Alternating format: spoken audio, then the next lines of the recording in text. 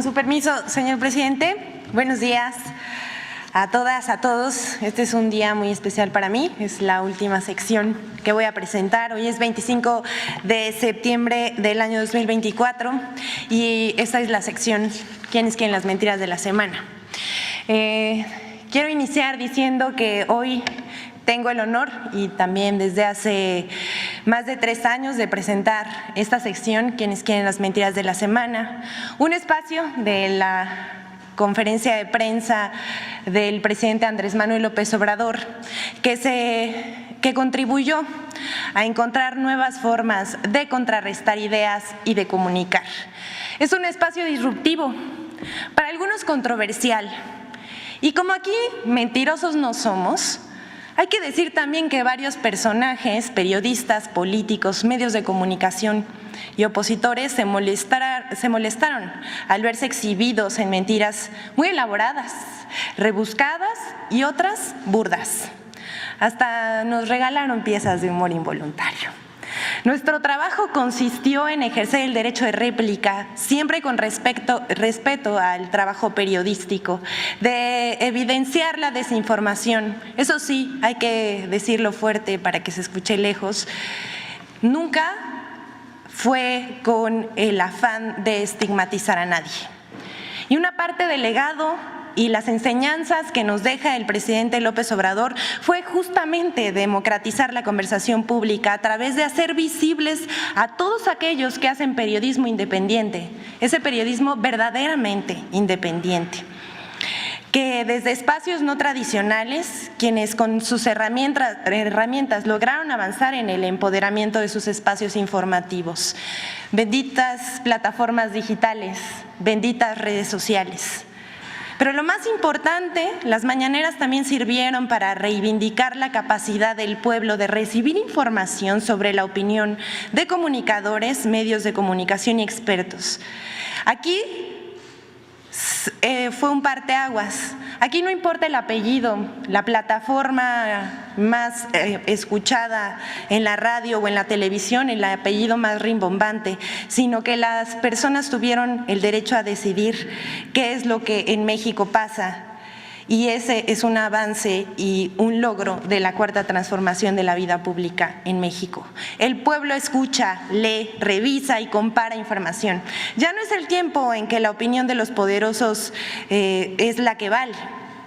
Esa ya no es la verdad absoluta. Además, se generó con el ejercicio de las mañaneras un pueblo politizado que tuvo la capacidad de diferenciar lo que es verdad de lo que es mentira y tomar decisiones a partir de eso. Sí, eso también es democracia. No solamente es la democracia en las urnas, sino la democracia participativa. Gracias, presidente, por todo lo que hizo por el pueblo de México. Gracias por la oportunidad de ocupar este espacio. Gracias porque cuando una cree en lo que hace, el trabajo se vuelve aún más satisfactorio.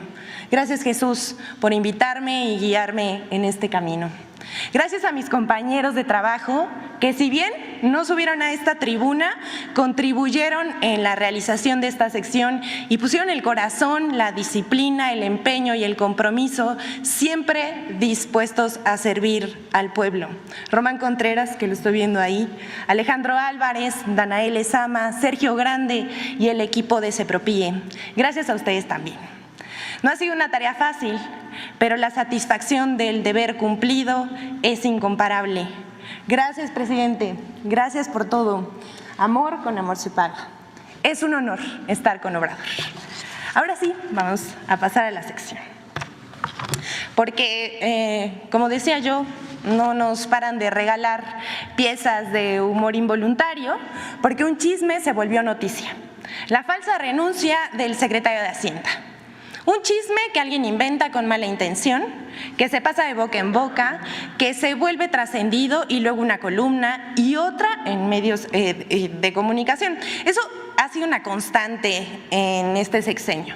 ¿Y cómo la elaboran? Miren, que si la fuente de Palacio se han de referir al Pegaso del patio central, que si la prima de un amigo de alguien muy cercano al presidente aseguró que algo había pasado. Bueno, de todo todo tipo de fuentes inventan para publicar mentiras. Esta vez le tocó al secretario de Hacienda, Rogelio Ramírez de la O, quien, dicho sea de paso, continuará al frente de dicha secretaría en el gobierno que encabezará la próxima presidenta, la doctora Claudia Sheinbaum.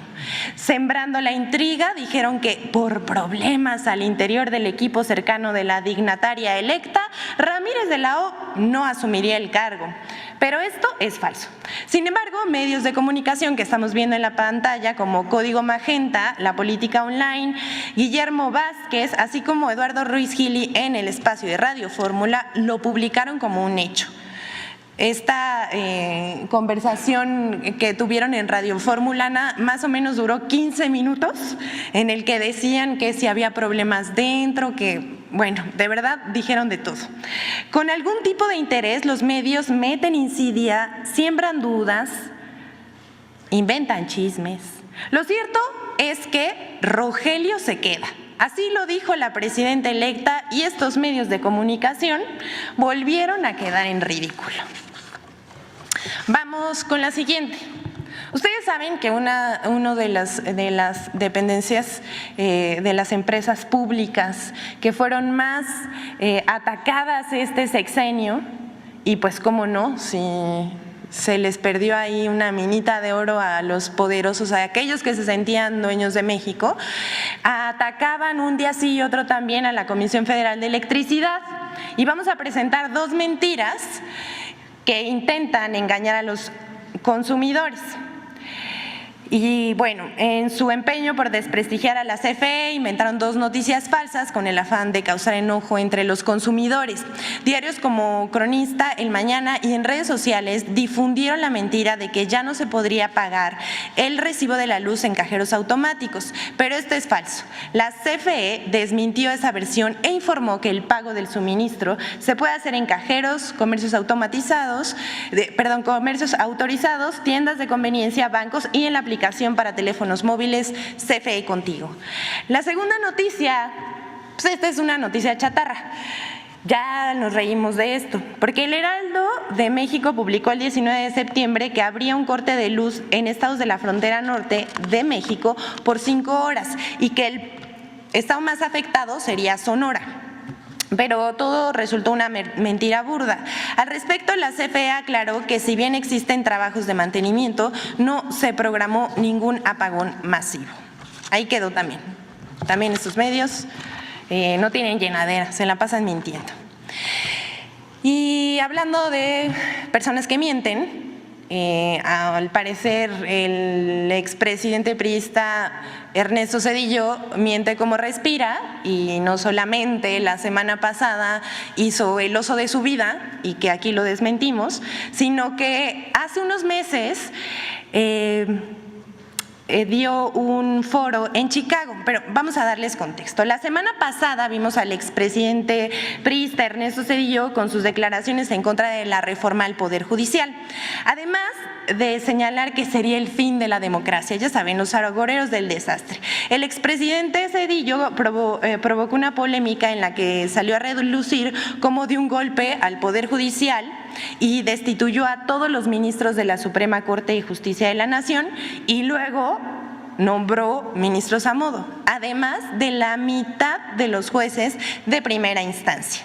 Todo con una mayoría calificada derivada de una sobrerepresentación en el PRI en la Cámara de Senadores. También se recordó su papel en las masacres de Aguas Blancas y Acteal. A él ya se le olvidaron, pero a nosotros no, el pueblo no olvida.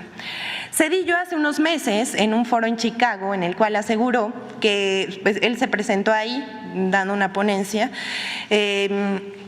aseguró que en México se redujo la pobreza, miren nada más, qué insensibilidad, que se redujo la pobreza debido a las remesas y a las muertes derivadas por la pandemia de COVID, y que esto no habría sido significativo, hablando de la reducción de la pobreza, y que tampoco habría disminuido la pobreza más que en otros sexenios. Todo esto que dijo en su momento el expresidente Zedillo es falso.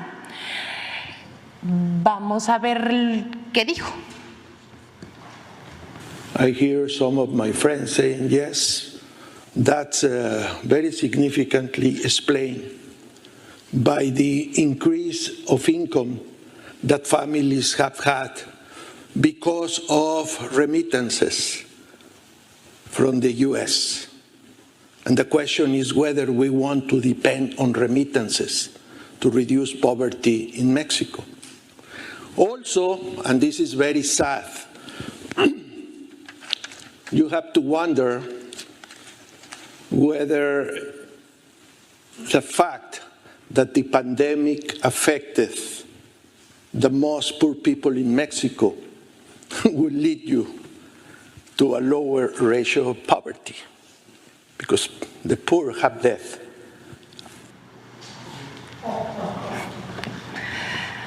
Miren, tiene amnesia selectiva este señor, primero que nada, hay que decirlo, y se le olvida que en esta administración, según el Banco Mundial, 9.5 millones de mexicanos salieron de la pobreza y que eso no tiene precedentes. Según el Coneval, las razones por las que ha disminuido la pobreza en México durante el gobierno han sido por la política salarial, es decir, el aumento a los salarios en más de 110%, y los programas sociales. También el Coneval reconoce el aporte de las remesas, pero esto no es lo principal. También podemos decir que la inversión extranjera es de 157% mayor, unos 120,000 millones de dólares, en el sexenio del licenciado Andrés Manuel López Obrador, en comparación, vean nada más esta gráfica, en comparación con el gobierno de Ernesto Zedillo. Esto que se logró en el gobierno del presidente Andrés Manuel López Obrador tampoco tiene precedentes. La inversión extranjera directa es histórica, sin privatizaciones y sin Fobaproa, que recordemos que volvió la deuda privada en pública. Y todavía el señor Zedillo tiene la caradura de ir a Estados Unidos a hablar mentiras sobre México. Bueno, durante su administración, le recordamos, señor Ernesto Zedillo, el peso se devaluó. ¡Qué joya! Miren, ¿me pueden pasar por favor la siguiente?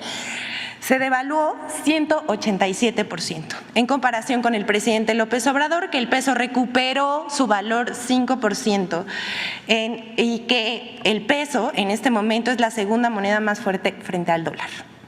Y si de remesas y migración hablamos, también tenemos que decir, con Zedillo 7.9 millones de mexicanos abandonaron su tierra en busca de oportunidades en Estados Unidos, más de 1 millón por año. Con AMLO se redujo 2.6 millones, esto es 3 veces menos. Y sin embargo, las remesas se incrementaron hasta julio de 2024. Se tiene el registro de 290,000 millones de dólares de remesas, 9.4 veces más comparado con Ernesto Zedillo.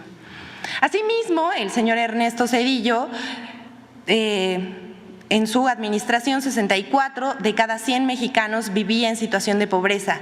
Esta es la cifra más alta desde que se tiene registro, y es casi el doble comparada con el sexenio encabezado por el presidente Andrés Manuel López Obrador. El modelo y el régimen que defiende Zedillo y los conservadores era una fábrica de pobres. Cada mes 100,000 personas entraban en pobreza. Cada mes 100,000 personas entraban en la pobreza en la época neoliberal. En cambio, con el gobierno del presidente Andrés Manuel López Obrador, 100,000 personas al mes salen de la pobreza. Definitivamente no somos iguales. Señor presidente, usted cumplió, por el bien de todos, primero los pobres. Y vamos a ir con, pues porque vamos a tirar aceite, dijera el presidente. Y vamos a presentarles la encuesta publicada por ENCOL el 24, apenas ayer, 24 de septiembre. Hoy por la mañana la publicó, hoy 25 de septiembre, ENCOL, sobre la evaluación sobre el fin de sexenio del presidente Andrés Manuel López Obrador. Y vamos a ver aquí en la pantalla algunas de las preguntas que le hicieron a la opinión pública. En general, ¿usted aprueba o desaprueba el trabajo del presidente Andrés Manuel López Obrador? Aquí vemos que el 77% de los encuestados aprobó frente al 23% que desaprobó. Luego le preguntaron a los encuestados, comparando el día de hoy con el inicio del gobierno del presidente Andrés Manuel López Obrador, ¿usted diría que la situación del país ha mejorado o ha empeorado.